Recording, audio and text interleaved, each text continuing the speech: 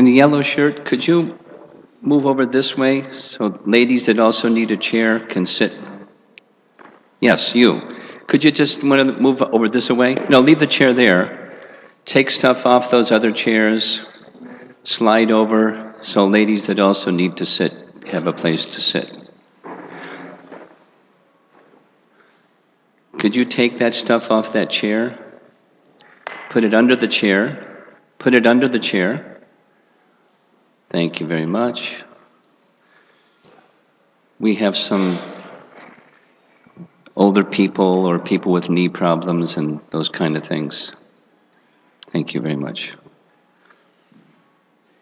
And before I begin, if you have a cell phone, turn it off, please. Thank you. Jaya Radha Madhava Kunja Vihari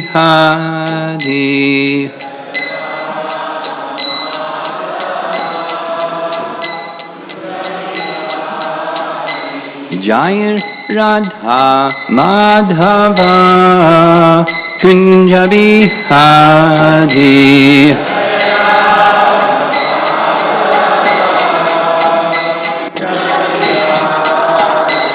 Gopi Jana Vallabha Girivardhari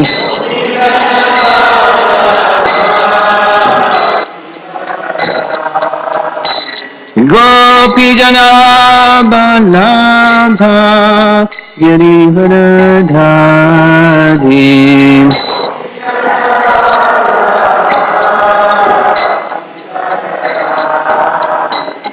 Yasodanandana Prajacanaranjana Yasodanandana Prajacanaranjana Jamuna Tiravana Chariya Jamuna Tiravana Chari Jaya Radha Madhava Kunja Vihari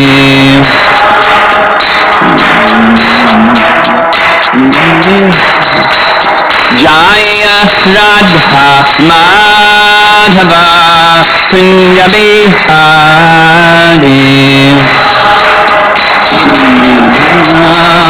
Kunja Vihari Gopi Jana Vallabha Girivardhari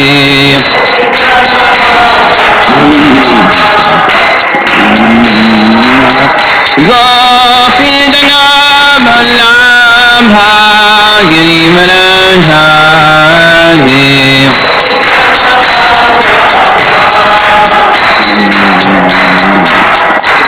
Jasodanandana Brajacanaranjana Jasodanandana Brajacanaranjana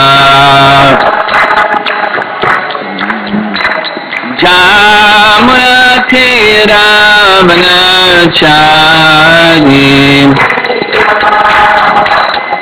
Jamuna Tiravana Chari Jaya Radha Madhava Kunja Vihari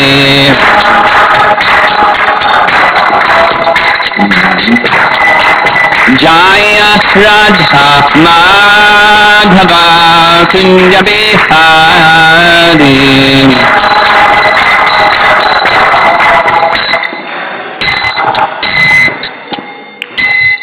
Jaya Vishnupad Paramahansa Hari Vijagacharya Sri Madhis Sri Bhakti Vedanta Swami Shri Prabhupada Ki Ananta Koti Vaishnavrinda Ki Grantaraj Srimad Bhagavatam Ki Samveda Bhakta Vrinda Ki Yathai Gaura Premanandi. All glories to the assembled devotees. All glories to Sri Guru and Sri Gauranga. Chainishta, can you give this to Mitrasena? Mitrasena, he's in the back. Om Namo Bhagavate Vasudevaya.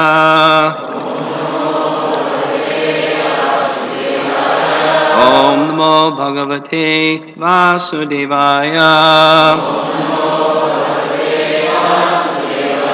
Om Namo Bhagavate Vasudevaya.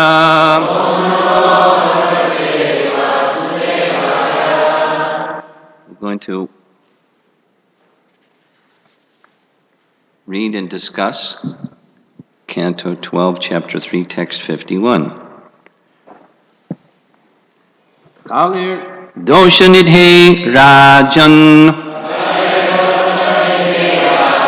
Asti Eko Mahan Guna Kirtana Deva Krishnasya Mukta Sangha Param Brajet Kalir Doshanidhe Rajan Asti Eko Mahan Gunaha Kirtanad Eva Krishnasya Mukta Sangha Param Brajet. Mitra Singh, please chant. Kalir Dosha Nidhe Rajan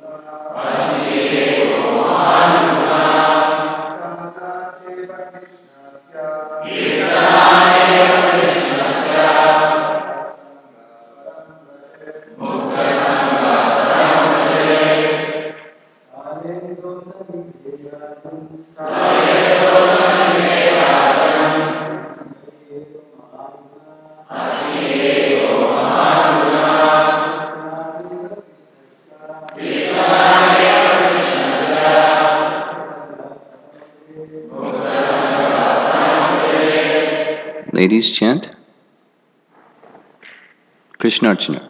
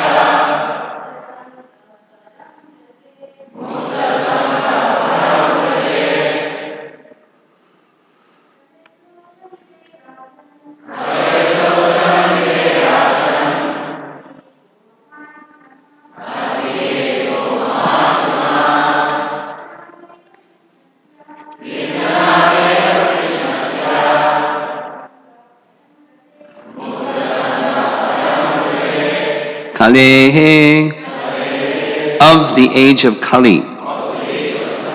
Dosha Nidhe, in the ocean of faults. Rajan, O king. Asti, there is. He, certainly. Ekaha, one. Mahan, very great. Gunaha, good quality. Kirtanat, by chanting. eva, certainly, Krishnasya, of the holy name of Krishna, Mukta Sangaha, liberated from material bondage. Param, to the transcendental spiritual kingdom. Vrajet, one can go. Translation, my dear king, although Kali Yuga is an ocean of faults, there is still one good quality about this age. Simply by chanting the Hare Krishna Maha Mantra, one can become free from material bondage and be promoted to the transcendental kingdom. Purport. After mentioning the innumerable faults of this age of Kali, Shukadeva Goswami now mentions its one brilliant aspect. Just as one powerful king can kill innumerable thieves, one brilliant spiritual quality can destroy all the contamination of this age. It is impossible to overestimate the importance of chanting Hare Krishna, Krishna Krishna, Hare Hare, Hare Rama, Rama Rama, Hare Hare, especially in this fallen age.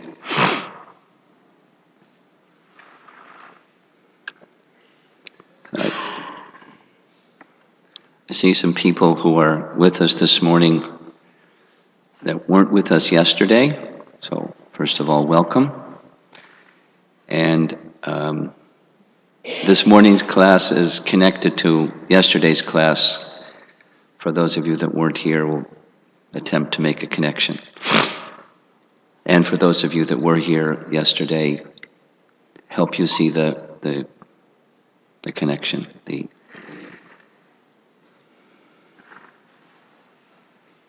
I don't know how far back to go. In the morning class, we discussed accessing Lord Chaitanya's mercy. So let us turn our attention to the altar for a moment. There's, on our left, on the altar's right, is Shri Shri Gaur Nitai, Lord Chaitanya and Lord Nityananda.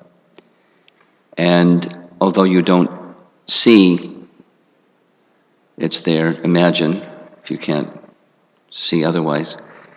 Srimad Bhagavatam,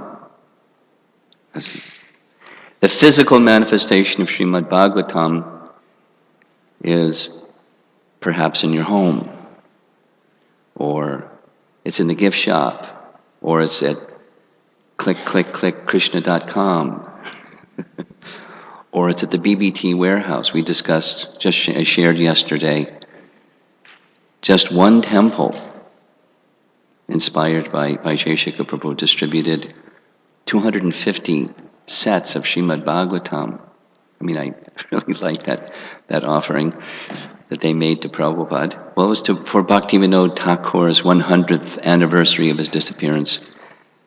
They became really inspired to make an offering to him because it's directly connected to Lord Chaitanya, we'll discuss.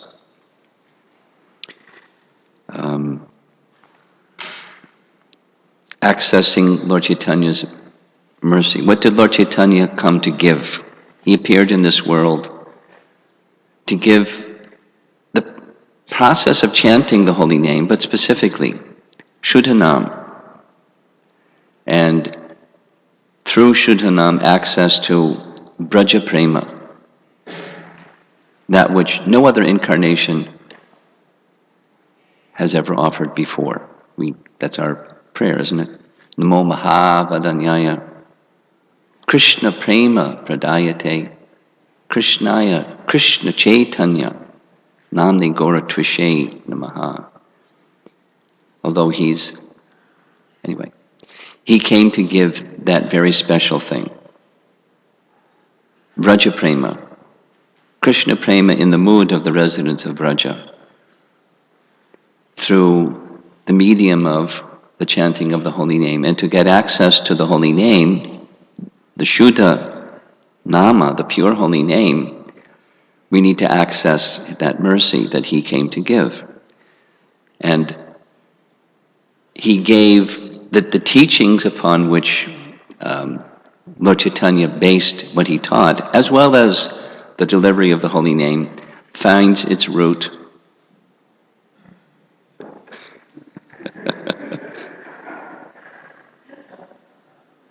finds its root where?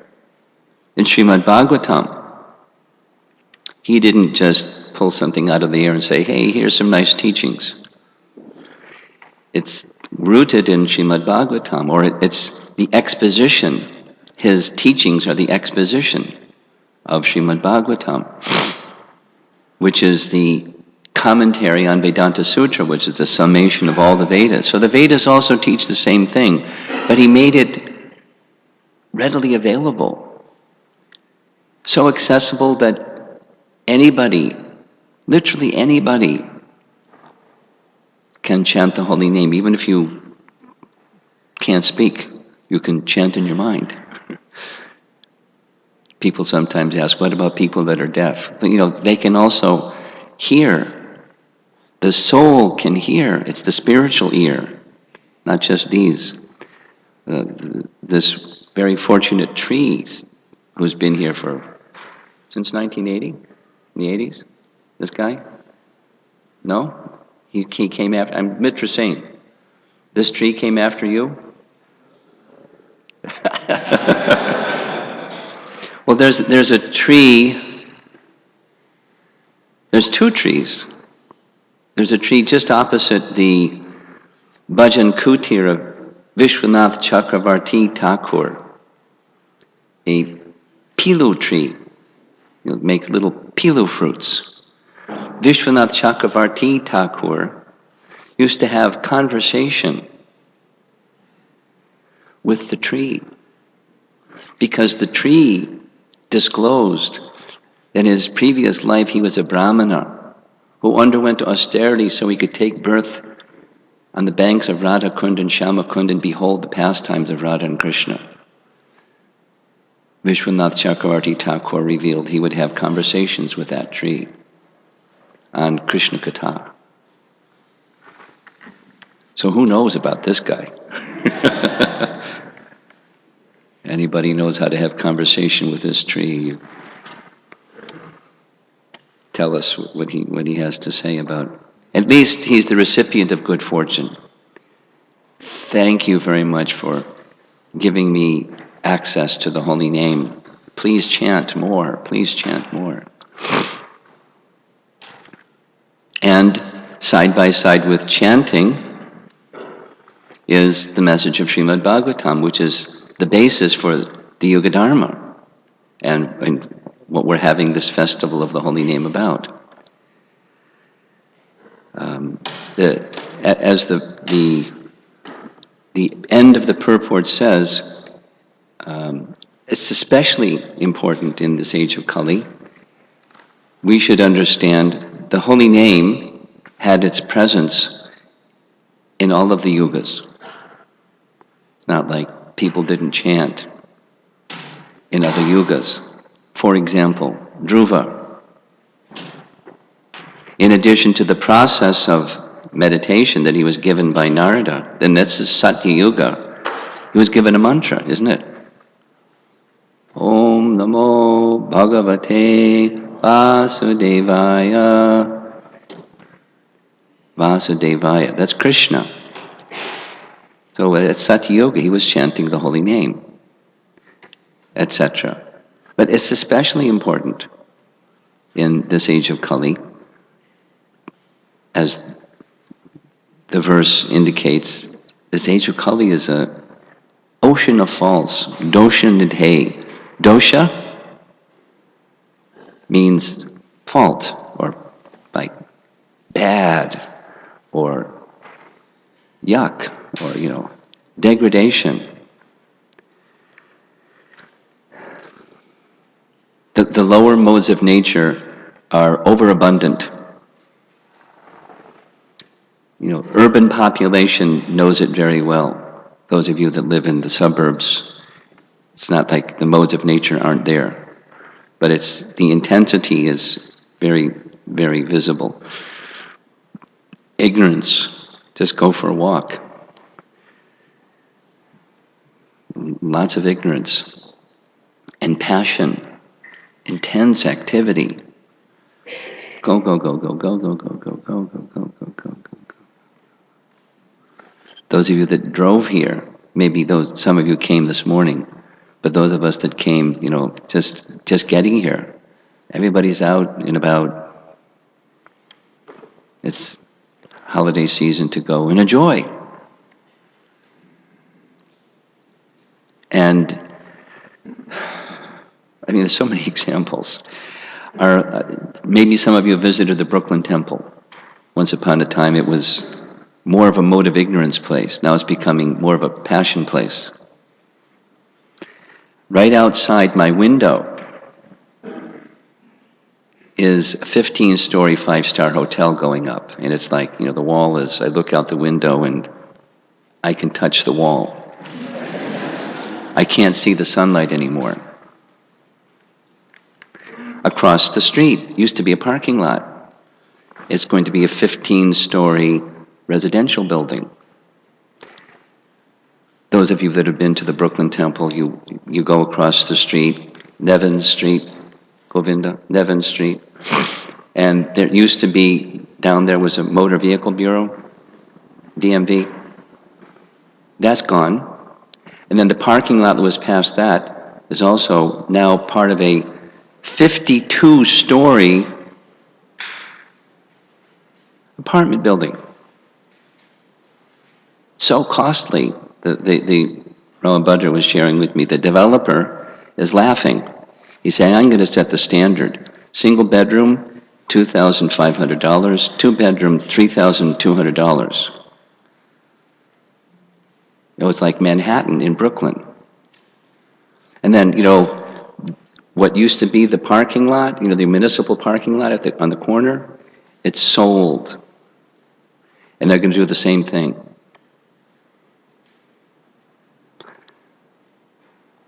Passion. It's noise and congestion and passion. Abundant. And we're trying to become Krishna conscious. And then our dependence, as we're whatever age we are, there's young people, children and young devotees, and so what's the relief from this ever increasing? It's like a whirlpool, like vortex, that goes like this. And if you place something at the edge of a whirlpool, it goes around and around slowly, but then it moves towards the center, and it goes faster, and it goes faster, and it goes faster, and then it's gone. Right? That's the age of Kali. Ignorance and passion increase. Goodness diminishes.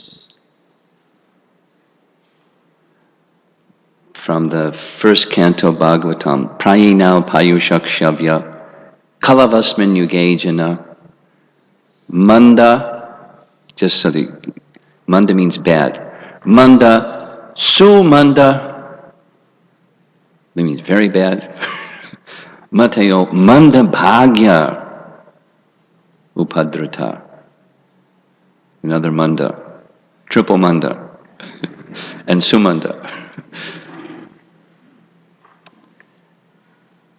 The sages of Naimisharanya ask Sutta Goswami, this age of Kali is so bad. People are lazy, their duration of life is shortened, their interest in spiritual anything is diminished, and even if they have some spiritual interest, they're misguided. Cheating, something or other comes along.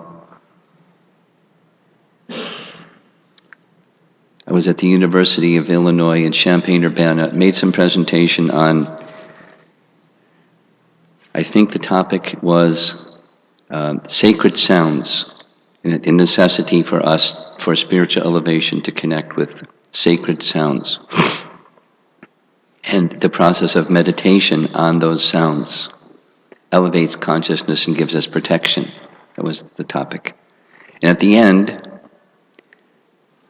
3 students came up. This is like a little piece of information. Young people today, in colleges and otherwise, have an inclination for asking about spiritual life more than before, more than the past 3 decades. That's my experience.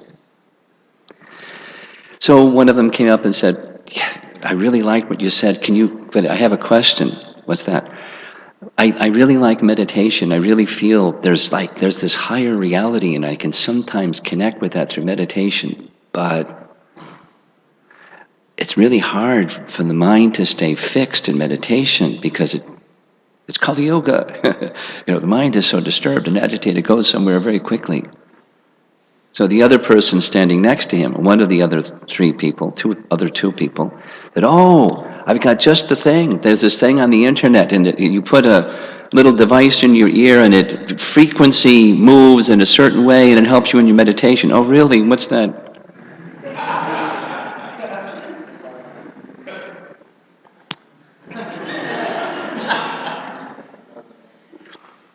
Etc. Persons that do have some interest, so much cheating, etc., etc., etc., etc. It's like it's endless.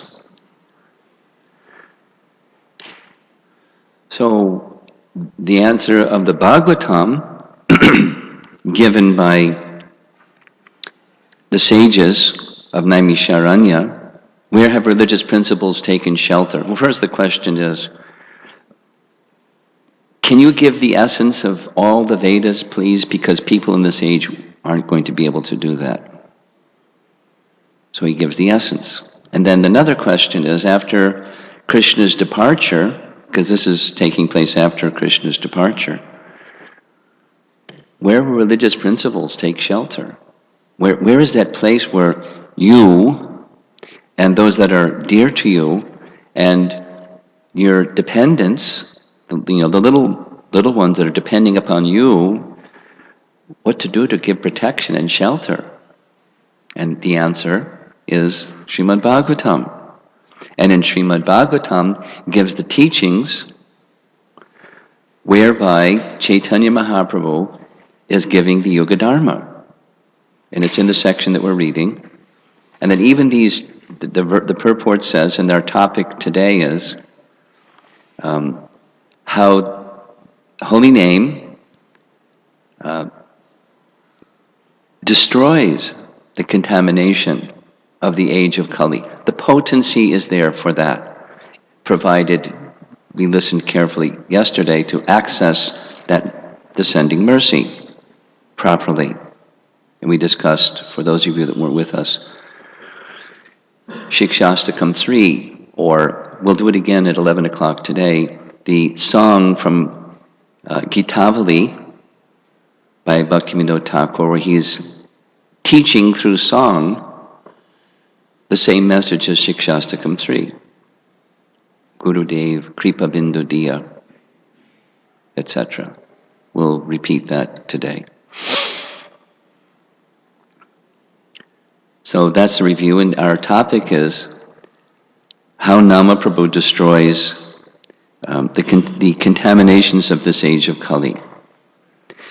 And I want to make this is the application little segment.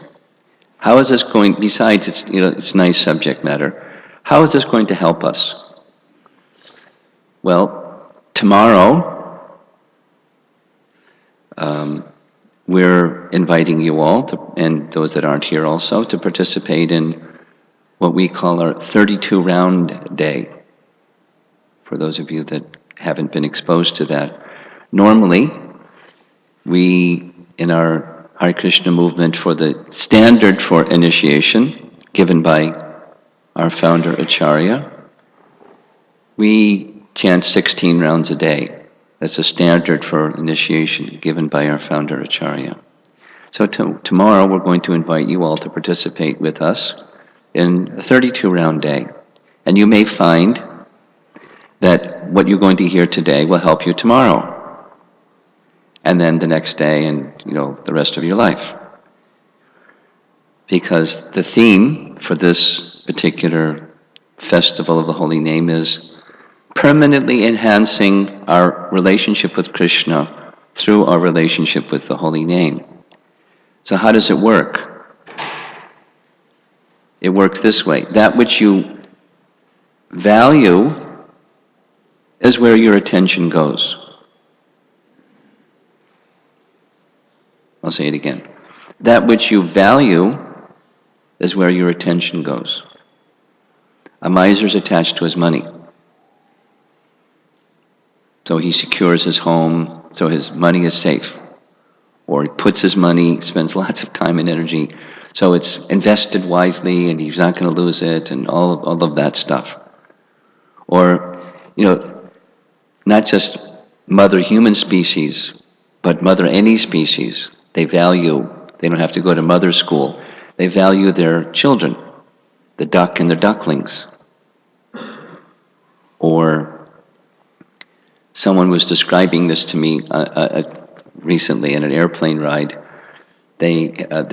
Somebody had gone to Alaska, and they made the mistake of getting between a mother and her baby cub. They were finished. Because, bears you don't mess with bears, but don't get between the bear and the baby cub. They were mauled, they were destroyed. I had this experience. I was visiting a devotee in Westchester County. It's just north of New York City, that bad place, New York City. Just north, Westchester County. And they had a little pond behind their house, and so they were showing me the flowers around the pond, and I went in the back, and I saw a duck with her ducklings. I didn't make anything of it. I just was going to look at the pond and the flowers around the pond. Mother duckling didn't like me getting so close to her ducklings. She turned her head like this, and her tongue went out like this, and she started running at me, making this loud sound. I ran.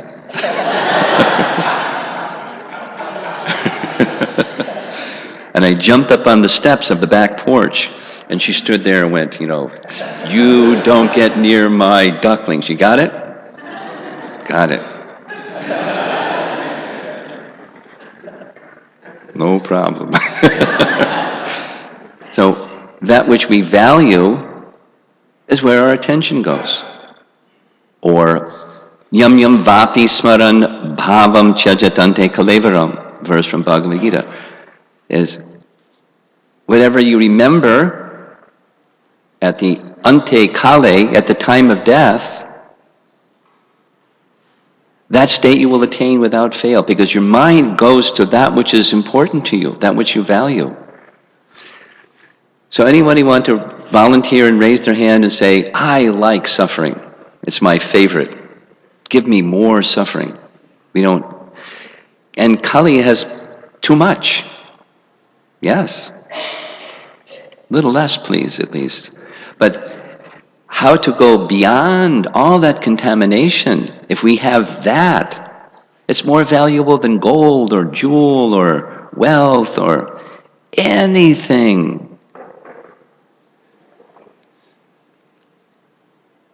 So this is to give you impetus tomorrow in the 32-round day, that not just while you're chanting, but your whole life, the trajectory of your life can lift you above the contamination of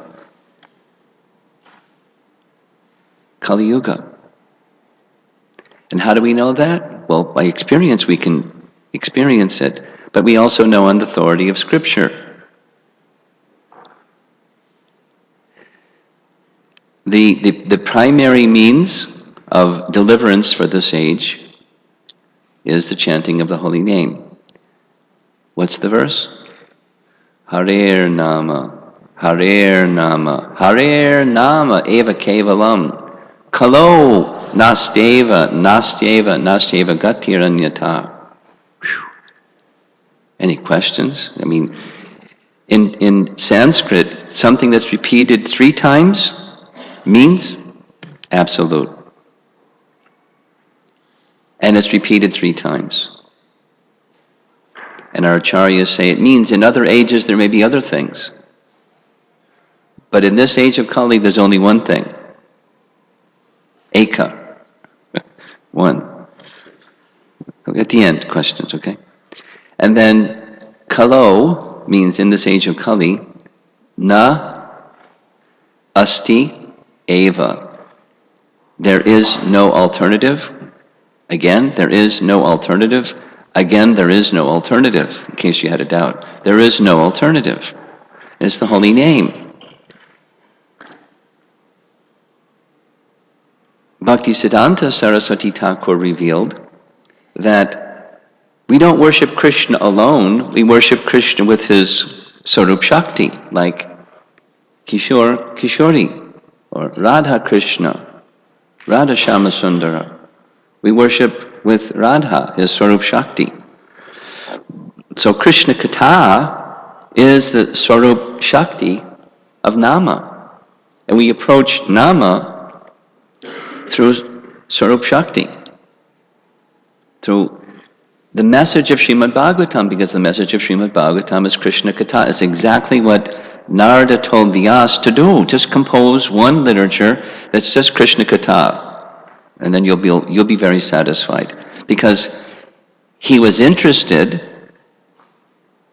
Vyasadeva was interested in giving relief to the conditioned souls in the age of Kali. So he compiled the Vedas. But he was feeling dissatisfied. Why? Not sufficient Krishna Katha. So therefore Srimad Bhagavatam. It's the Sarup Shakti of Nama. So they go well together. So now we'll look again at the altar. There's Lord Caitanya. And we heard yesterday about accessing the mercy of Lord Caitanya. And we heard some features of how to chant the name that Lord Caitanya gave in such a way that we could access his mercy. We're going to hear some more about it at 11 o'clock. And then there's Srimad Bhagavatam.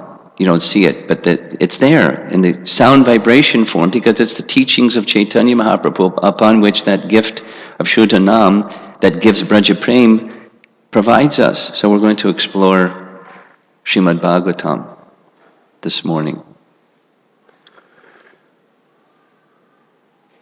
So this verse is part of the final instructions of Shukadeva Goswami to Maharaj Parikshit. In the first canto, we are introduced to Maharaj Parikshit through several chapters, exalted pure devotee, who even before he was born, he was famous. He was the recipient of special mercy of Krishna, who protected him while still within the womb. He was so dear to Krishna, even before he did anything. The world knew he's dear to Krishna.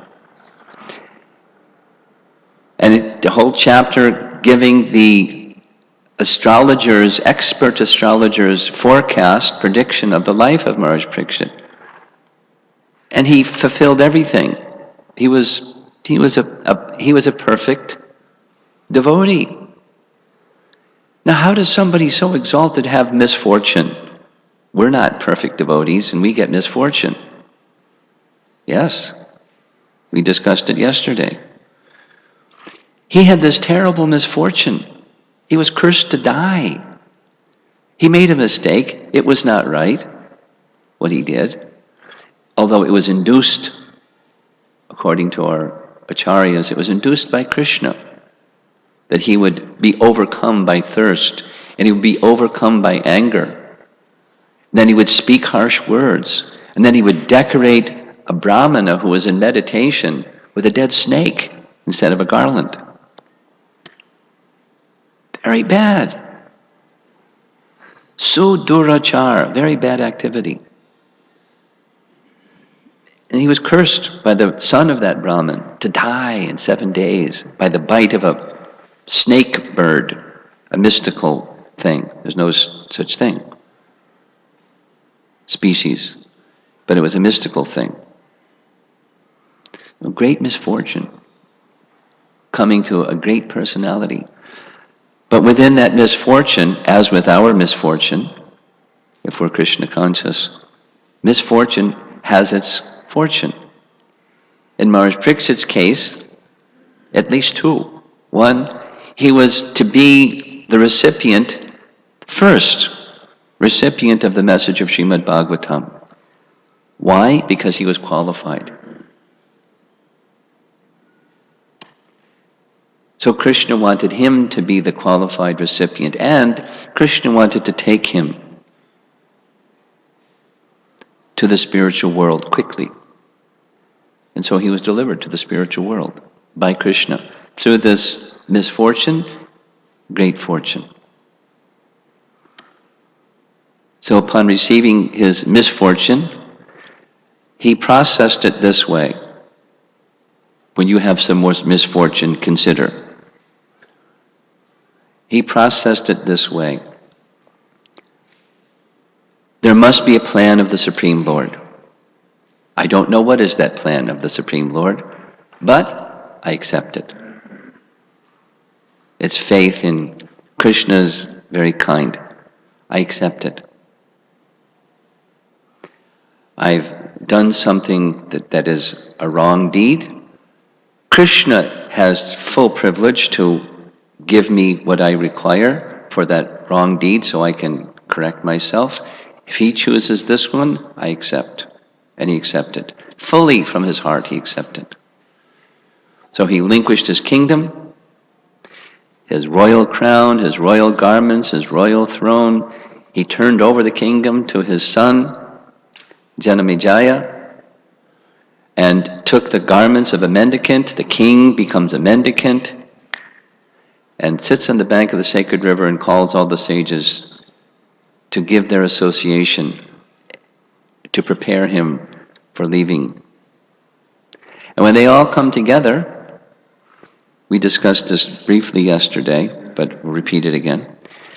He offers his prayers of appreciation to the brahmanas and sages who have come, and makes 3 requests of them. The first one is Rati for Krishna. Rati is another name for bhava, feelings of affection and love. He requests their blessings for that. Then he also asks for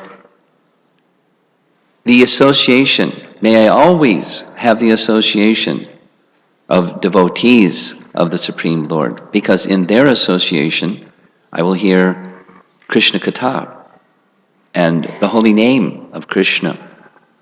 Please bless me with that association always. And the third is he requested friendly relation with all living beings. If you remember from yesterday, I'm sure you do, that Sakale Samana, we're going to hear it again at 11 o'clock, if you forgot. Sakale Samana, or Manadena in Shikshastakam, Manadena.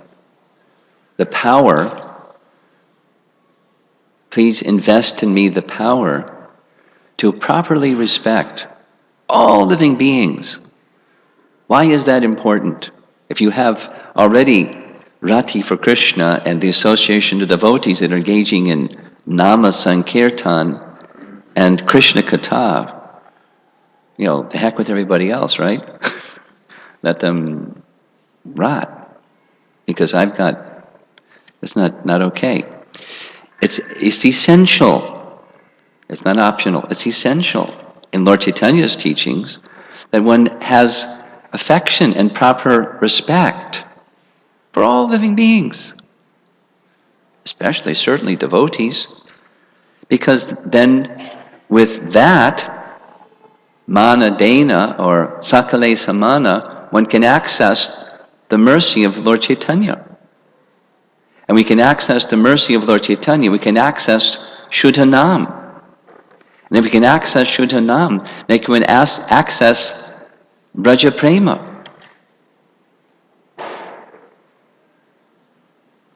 So, first canto, Maharaj Parikshit is giving this message, which Lord Caitanya also taught from Srimad Bhagavatam and expanded on by our great acharyas.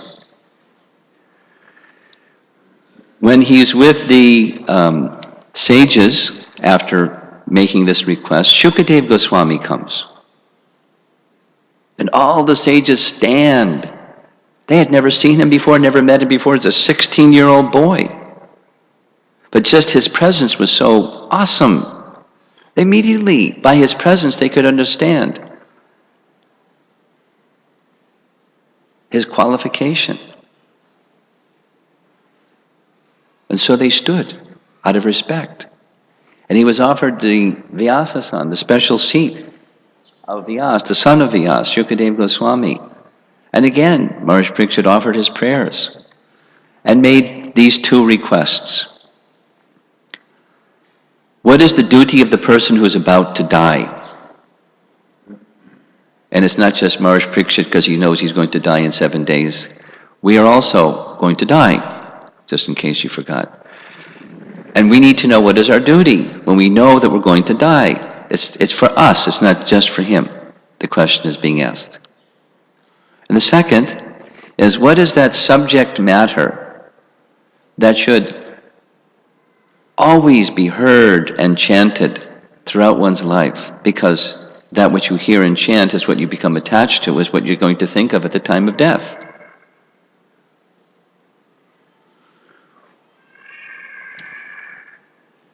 First canto ends.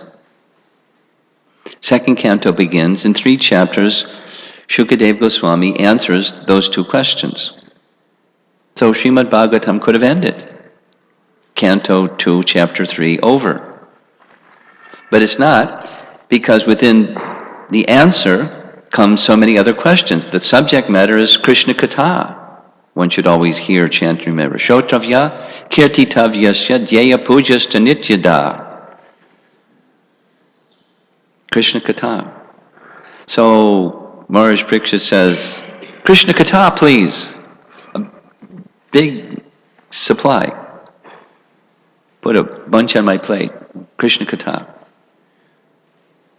And he asks specifically, interestingly, about how the Lord engages in the process of creation.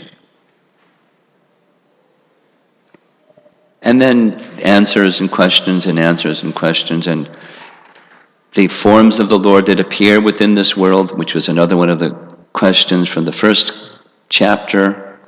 They're addressed by Shukadev Goswami because of Maharaj Parikshit's questions. And we go on through 8 cantos, and we find ourselves, and then in the 9th canto, Srimad Bhagavatam, where the subject matter is specifically the lineage of kings from the Sun dynasty and the Moon dynasty. Ramchandra appears in the Sun dynasty, and Krishna appears in the Moon dynasty. And it comes towards the end of the 9th canto. And whoa, Maharaj Parikshit's interest becomes really spiked. He wants to hear about Krishna. So the 10th canto, 90 chapters, is just about Krishna. And then the 11th canto, this is like Bhagavatam overview, by the way. The 11th canto begins where Narada Muni goes to visit Dwarka, where Krishna was residing in Ugrasena and the Yadu dynasty. And he meets Vasudeva, Krishna's father. And Vasudeva asks Krishna a question, asks Narada Muni a question. He said, I'm such a fool, humility. I'm such a fool. I'm such an unfortunate person that I haven't even asked about liberation. So can you describe something to me about liberation, please? So in 3 chapters, Narada Muni says, oh, this is such a nice question. It was talked about long ago when the Navayogendras, the 9 sons of King Rishabdev that became Mahabhagavata Vaishnavas, they were traveling about the universe and they happened to come to a place where King Nimi was performing a sacrifice. And even in the midst of the sacrifice, as the Navayogendras came into the scene, he immediately could feel these are awesome people, and he just stopped the sacrifice, just stood up and greeted them and received them and started asking questions, just as Vasudeva had asked Narada Muni. In 3 chapters, it's very high philosophy.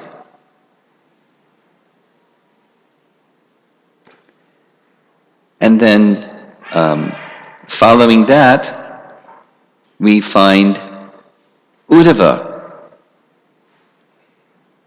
going back to Canto 3, Chapter 1, where Krishna has been speaking with Uddhava. So Maharaj Parikshit remembers Canto 3, Chapter 1, and says, could you describe what was that conversation between Krishna and Uddhava, please? And so, a whole bunch of chapters, starting with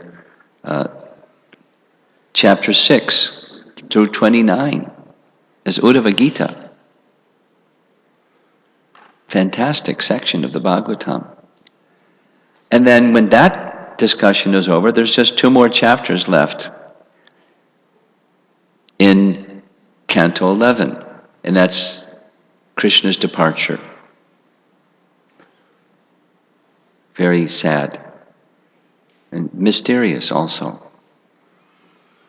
End of Canto 11. Bhagavatam's over, right? Because Krishna has departed. It's not over because Shukadeva Goswami, Maharaj Parikshit, is still alive. He's almost at the end of the 7 days. So he, Maharaj Parikshit, goes back to where the 9th canto ends, where the lineage of kings that lead up to Krishna's appearance, and he begins there at the beginning of the 12th canto and asks what happened after that. You know, the kings. Because when Krishna leaves, it marks the end of Dwapara Yuga and the beginning of the bad one. Ours present one, Kali Yuga, begins. And so the first chapter of Canto 12 is the description in detail of the degradation of the corrupt kings. Because going back to the first canto, it begins the degradation, the influence of Kali comes when the Brahmana Shringi, who was the son of Shamak Rishi, who was insulted by Maharaj Parikshit. Shringi misuses his Brahminical power. He's powerful, and not having character, he misuses something powerful. Sound familiar? Something powerful in the hands of a person without character is very dangerous. And now consider technology for a moment. Something powerful in the hands of persons that don't have character. Very dangerous. Very dangerous. The would-be brahmanas of today that have something powerful because they have the intellect to do subtle things, they do subtle things, and they don't have character, or put it in the hands of people that do have character because they get some money for their intellect, and they produce something that people that don't have character have funded. and they do horrible things. Yes? Isn't that what's going on? But it starts with Canto 1,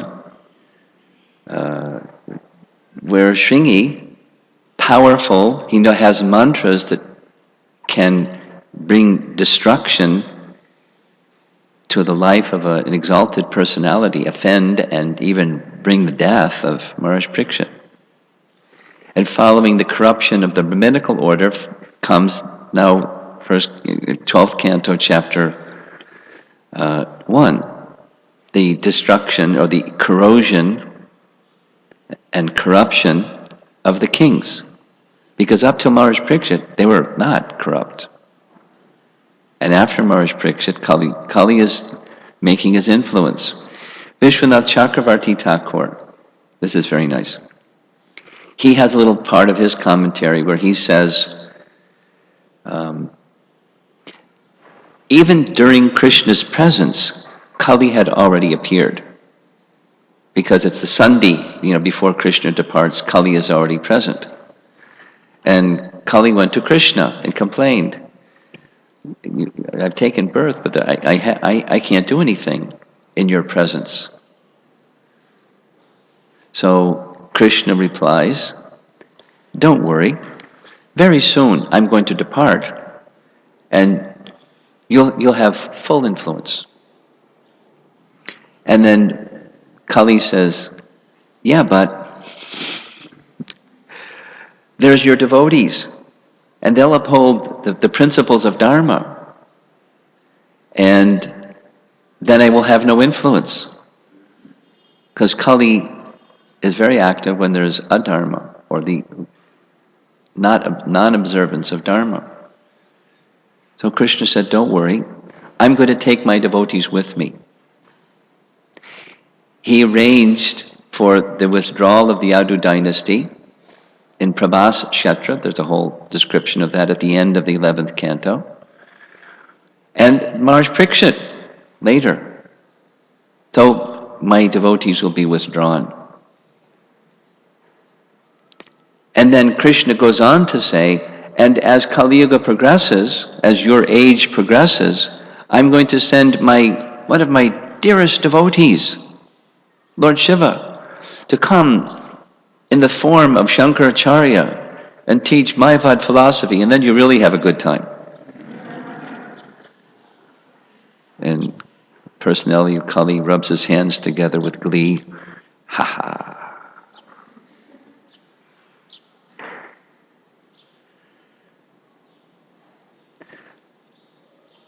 So details of the degradation of kings. A little side sharing is, some of you may know, I'm sure some of you will know, who is Sariputta Prabhu. And certainly some of you will know who is Rabindra Swarup Prabhu. And both are brilliant personalities. And something that they shared with me, that they regularly would share with one another, it was a common interest, among many common interests, was European history.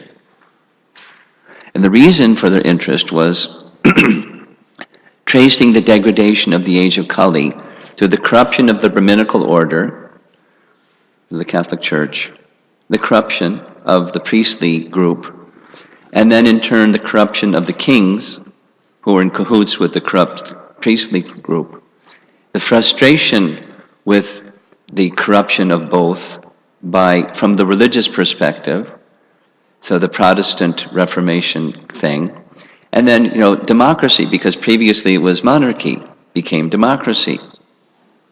And as Prabhupada has described, democracy is the influence of Kali. Unqualified people elect an unqualified person. Because who are they going to elect? Who is the qualified person to vote for anyways? And so it's just, their interest was tracing historically, particularly Europe, Western Europe, and then the whole of Europe, Eastern Europe too, and all of that stuff, to our present stage. And so how did we get to where we are? It's the influence of Kali, the increase of passion and ignorance. So that's what Canto 12, Chapter 1 does. And then comes Chapter 2. And Chapter 2, I was thinking, because of time, I'm not going to do it, but I invite you, read Chapter 2, and you'll get really serious about Krishna consciousness. Because it describes, therein, Vyasadeva is describing the details of, at the end of the age of Kali, what it will be like. And it's yikes. The horrible, extreme degree of degradation. Think about this, those of you that are been around for a while. Say the older generation people, specifically. The older generation people. You look at younger generation people and you go, my goodness, how things have changed. And when you, the older generation people, were young, your older generation people were looking at you and saying, oh my goodness, how things have changed. Deteriorated. Yes. And we're only at the beginning of Kali Yuga. What's the duration of Kali Yuga? 432,000 years. 5,000 have passed since this period that we're speaking about, the beginning of Kali Yuga. And just even within one generation to the next generation, how things have degraded and degraded. So what's it going to look like at the end of Kali Yuga? Grab a hold of your socks when you read Chapter 2. And reach for your head at the same time. My God. It's shocking. You'll get really serious about your Krishna consciousness. Similar to the final chapters of 5th Canto, the hellish planets, makes one really serious. It's not for shock effect, it's just, that's reality. Then comes Chapter 3. We're almost done, because this is Chapter 3 of 12th Canto. Chapter 3 of 12th Canto is called Bhumi Gita, where Mother Earth, as she had approached, same Mother Earth, Bhumi, had approached the demigods who then went to Krishna, or Lord Vishnu, to appear and give earth protection. So Krishna appeared. Now Krishna is gone. And Bhumi is singing her song. And it's kind of, it's irony.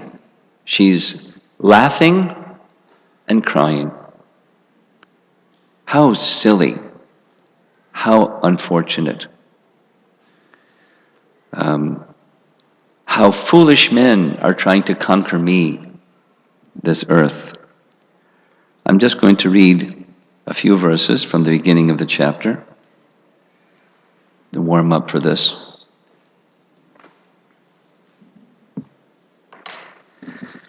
Sukadeva Goswami said, seeing the kings of this earth busy trying to conquer her, the earth herself laughed. She said, just see how these kings who are actually playthings in the hands of death are desiring to conquer me. Great rulers of men, even those who are learned, meet frustration and failure because of material lust. Driven by lust, these kings place great hope and faith in the dead lump of flesh called the body, even though the material frame is as fleeting as bubbles of foam on water. Kings and politicians imagine, quote, first I will conquer my mind and senses. Then I will subdue my chief ministers and rid myself of the thorn pricks of my advisors, citizens, friends, and relatives, as well as the keepers of my elephants. In this way, I will gradually conquer the entire earth, unquote. Because the hearts of those leaders are bound by great expectations. Charles Dickens. Great expectations. They fail to see death waiting nearby. After conquering all the land on my surface, these proud kings forcibly enter the ocean to conquer the sea itself, isn't it? What is the use of their self-control, which is aimed at political exploitation? The actual goal of self-control is spiritual liberation. Shukadeva Goswami is narrating. Remember, we're heading to the final instructions given to Maharaj Parikshit. That's where this chapter ends. O best of the Kurus, the earth continued as follows, quote, Earth is speaking, Bhumi Gita. Although in the past great men and their descendants have left me, departed from this world in the same helpless way they came into it, even today foolish men are trying to conquer me. For the sake of conquering me, materialistic persons fight one another. Fathers oppose their sons and brothers fight one another because their hearts are bound to possessing political power. Political leaders challenge one another. All this land is mine. It's not yours, you fool. Think of a few things that are happening in the newspaper and the world today. Thus they attack one another and die. Then he gives a list of kings, such as this one, that one, the other one, as well as many other demons and kings who possessed great powers of control over others. Were all full of knowledge, heroic, all-conquering and unconquerable. Nevertheless, O Almighty Lord, although they lived their lives intensely trying to possess me, these kings were subject to the passage of time, which reduced them all to mere historical counts. None of them could permanently establish their rule. Now, Prabhupada would speak without specific reference to these verses about the same thing so many times. Napoleon and Hitler and Stalin and this one and that one, unconquerable foes. And where are they today? There's a statue of them, and then they take the statue down because somebody else doesn't like them. What have they accomplished? That the vicious deeds that they did to accomplish the things that was their conquest. Who knows what region of creation they're in today? And on the rest of the chapter, the despicable characteristics of the age of Kali are outlined. And then leading up to this verse,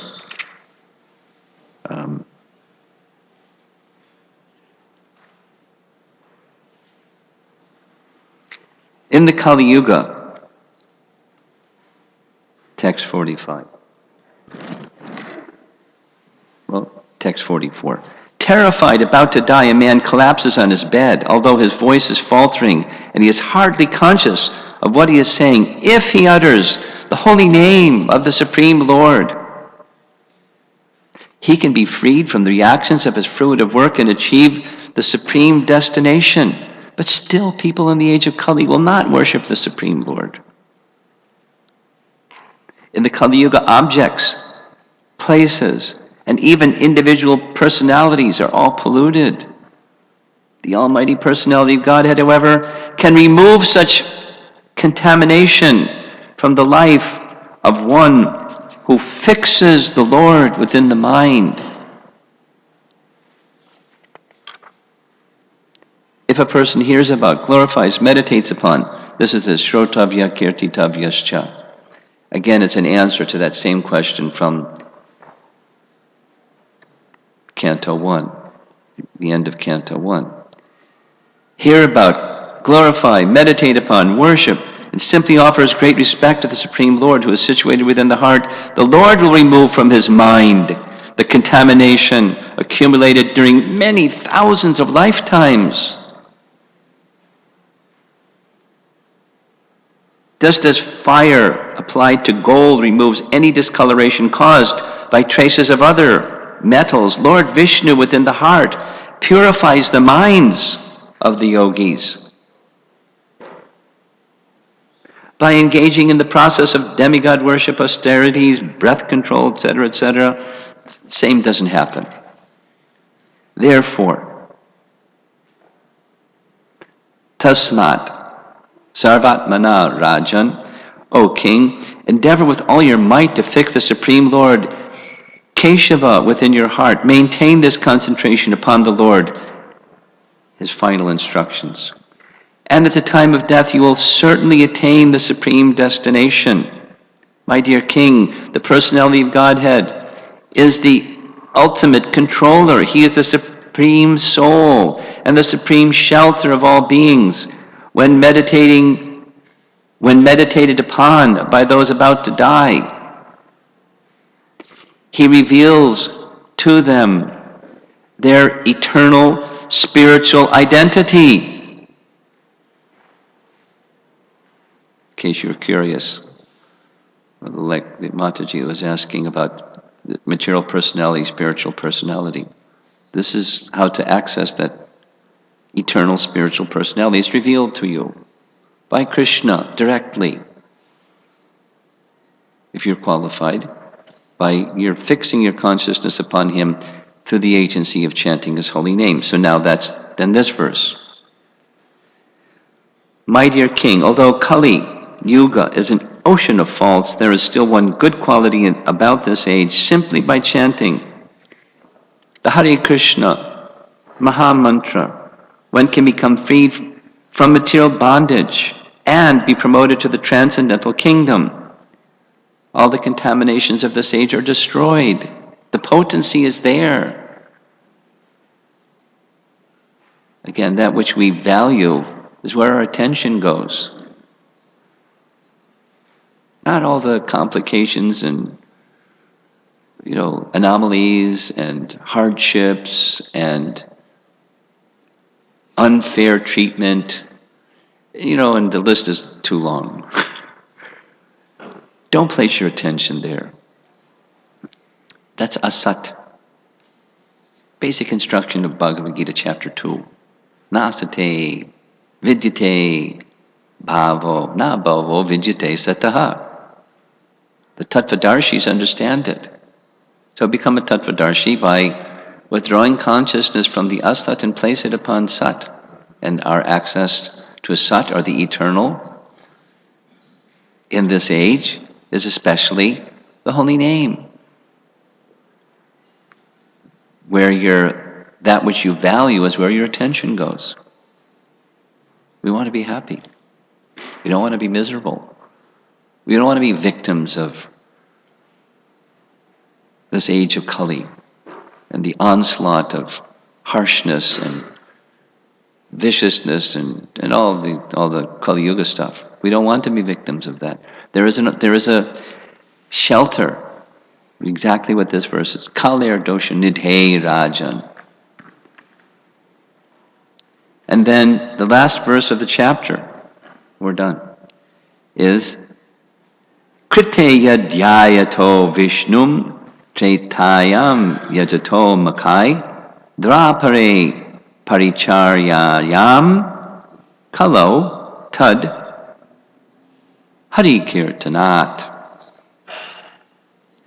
Translation: whatever result was obtained in Satya Yuga by meditation on Vishnu, in Treta Yuga by performance of sacrifices, in Dwarapa Yuga by serving the Lord's lotus feet, can be obtained in Kali Yuga simply by chanting the Hare Krishna Maha Mantra.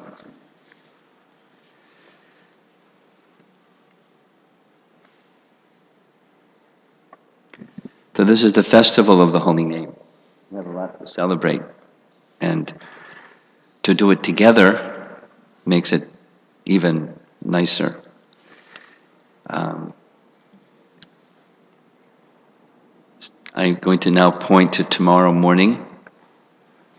Again, those of you that can be with us, please come together for chanting of 32 rounds in the temple room, preferably, if you can, and meditate if you are so inspired on this message that whatever the conflicts that you're experiencing in life, sometimes it's too many, sometimes it's too much, sometimes it's, you scream, sometimes, it's just bothersome, distracting, or whatever. Leave that to the side. Come and join the 32 round day. Take shelter of the holy name together in the association of devotees, where the contaminations of the age of Kali can be literally transcended, minimized, and literally dissipated, like in the metaphor of the Bhagavatam, like fog is dissipated by the light of the morning sun. Direct contact of the sun, niharam iva bhaskaram. The direct light of the sun dissipates fog at once. You can go pick up your troubles afterwards. They'll still be there. Unless you just continue to take nice shelter of the holy name progressively through life. So let us do that and think of the messages, or carry those messages within your heart. This message of Srimad Bhagavatam is the basis of the deliverance of that gift of Caitanya Mahaprabhu, Shuddhanam, so that we can access Braja Prem. There he is, Caitanya Mahaprabhu, wishing to give that to us. Kindly receive it. He'll be very happy, and you'll be very happy. Hare Krishna. Yes, your question. Thank you for being patient. Here comes the microphone so others can hear. You were saying something like when 3 words in Sanskrit are repeated over like 3 times, it means supreme or absolute. Okay. Is that why the Maha Mantra has Rama and Krishna 3 times? No, that's something else. Oh. It's not connected. Okay. Good try, though. No, but is that your question? The verse is, I'll say it slowly, Harer Nama. Nama, means name, and Harer means of Hari, Krishna. The name of Krishna, Harer Nama, stated 3 times. Harer Nama, Harer Nama, Harer Nama. Eva means certainly. Harer Nama, Harer Nama, Harer Nama. Eva, Kevalam means like, absolutely. Eva Kevalam. Kalo, in this age of Kali, Chicago. In this age of Kali, Nasteva. Nasteva is a combination of na, means not, asti eva. Eva means certainly. There is no other, there is no other, there is no other alternative. Kalo nasteva gatir means goal or destination. Anyata means other. There is no other means to reach the goal than Harer Nama. You with us? Yeah, okay. Harer Nama. You going to come tomorrow and chant with us? Fantastic. Fantastic. Huh? And you were here last night too. Nama Yagya? Pretty good, huh? Yeah, he's smiling. Yes. Just trying to synthesize for myself the nice points you shared with us. So, is the idea that you're presenting that by the study of Srimad Bhagavatam, one will come to recognize that there is really no other shelter, and by then taking exclusive shelter of the holy names, one will dissipate the offensive tendency and come to the stage of chanting Shuddhanam, which will take one to what Lord Caitanya came to give. Is that how to synthesize the message you're presenting? I would beg to embellish the first part, the premise. That by chanting, by reading Srimad Bhagavatam, we will come to the conclusion that it's the shelter of the holy name. Not exactly. May I embellish? By reading Srimad Bhagavatam, we are contacting according to Bhaktisiddhanta's language, the Svarup Shakti of the name. And we can approach the name through the Svarup Shakti of the name. It gives us access. It's Krishna Katha, so it's many topics. Just like yesterday, one of the topics was Krishna's killing the Arista demon. Now, I tried to feature what the cowherd residents, Raja residents, did when they saw Arishta, the terrible creature. They just called Krishna's name. They took shelter of Krishna. Krishna heard their call. Krishna dissipated their fear, and Krishna took care of Arishta. But the package is a little bit broader than just one thing. It's the Krishna Katha combined with the holy name as Radha Krishna. It's a little broader than what you said. Maybe what you said simplifies what I just said. But it's a little broader. You don't understand it.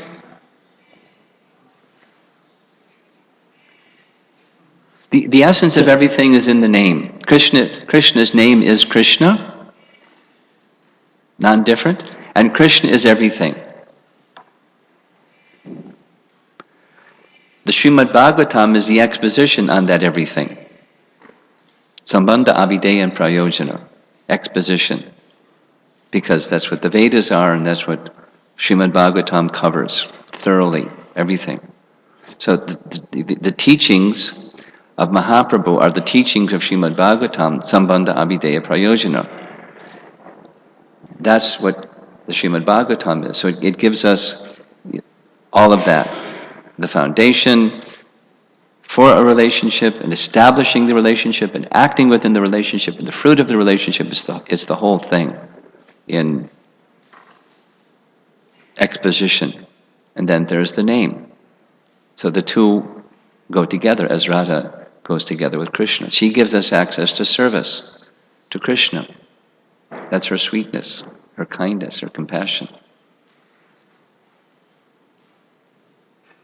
Access to our eternal service to Krishna, which is accessed directly, if we chant properly, through the process of chanting. But we require Krishna Katha along with the chanting of the holy name, as we require worship of Krishna, service to Krishna through the mercy of Srimati Radharani. I hope you understand that. Bhakta Luke got his hand up.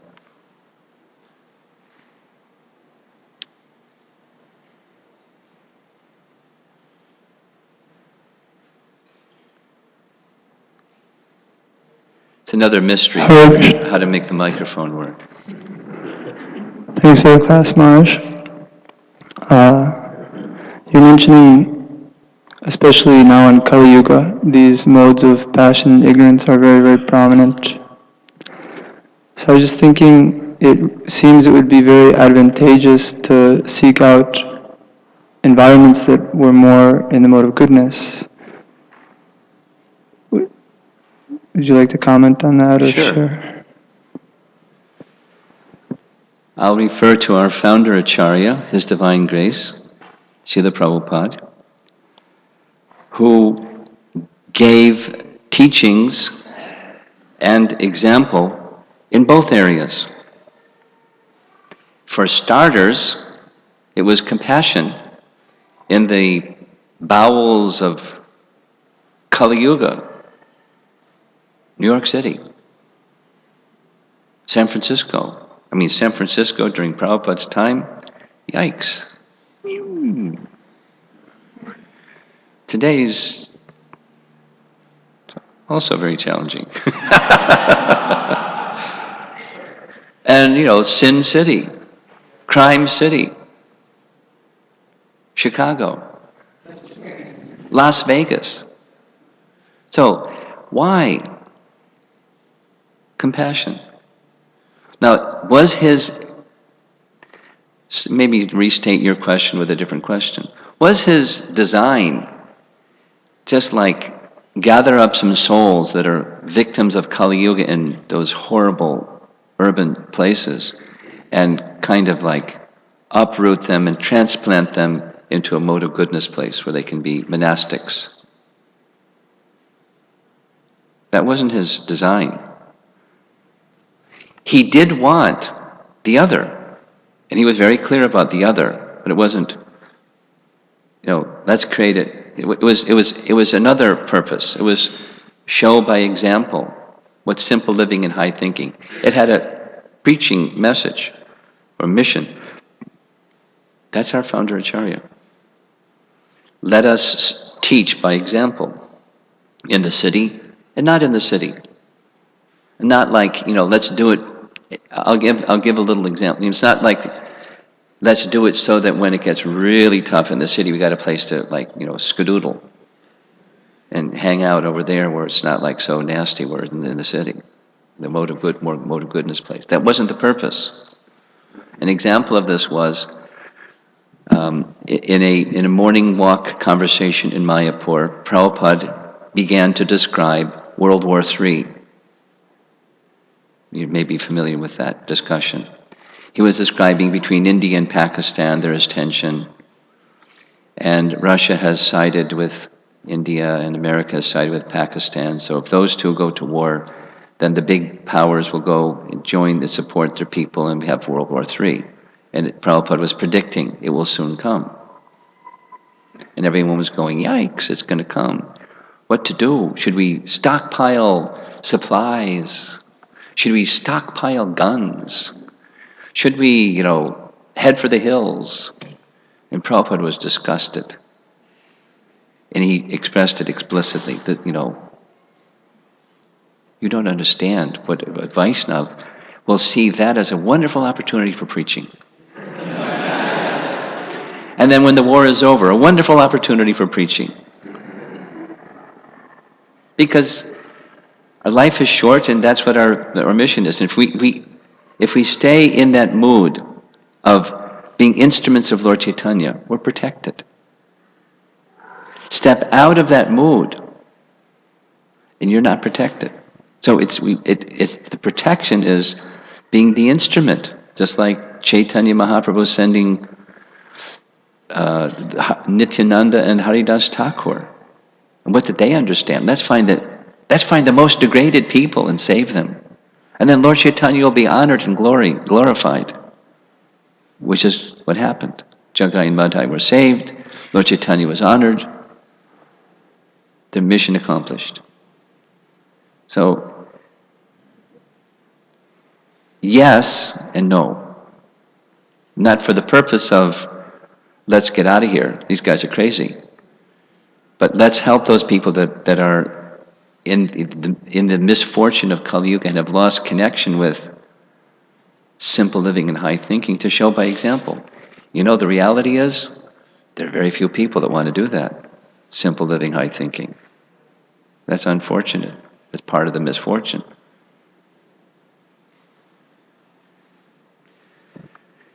We're at a few minutes after 9, and I'd like to keep our schedule.